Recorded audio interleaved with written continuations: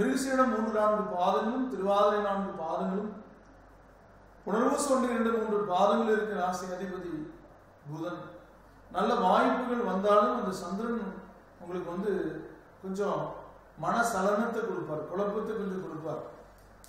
எந்த ஒரு விஷயத்தையும் நாம தான், நம்ம கண்ணு முன்னாடி இருக்கக்கூடிய விஷயத்தை நாம தான் முடிக்கணும்.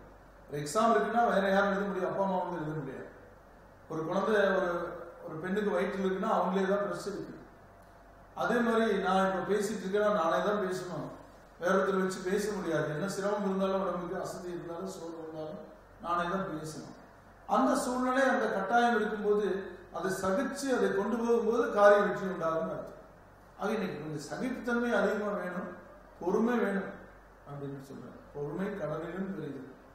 ஆக அது அந்த பொறுமை நிறைய பாடங்களை நமக்கு கற்றுக் கொடுக்கும். அந்த வகையில் மிருகசீரிடத்துக்காரங்க இன்னைக்கு பொறுத்து இதிலையும் போக சிறப்பு கிடைக்கும். அதில் பெருமாளை கும்பிட்டு பொறுத்து போங்க. திருவாரூர் நட்சத்திரத்தில் பிறந்தவங்க ராமானுஜரை வழிபட நன்மைகள் உண்டாகும். அப்படி லட்சுமணனை கூட நான் ராமாயணத்தில் லட்சுமணனை நினைச்சு பார்க்கலாம். நீங்க அவர் ஆதிசேஷனுடைய அம்சம் ராமானுஜர் மாதிரி. புனர்வசு நட்சத்திரத்தில் பிறந்தவங்களுக்கு வியாழனை கும்பிடணும், தட்சிணாமூர்த்தியை வழிபட சிறப்புகள் கூடி வரும். சங்கடங்கள் அகலும். பேச்சுல மட்டும் மென்மை அவசியம். இன்னைக்கு கோபப்படக்கூடாதுங்க.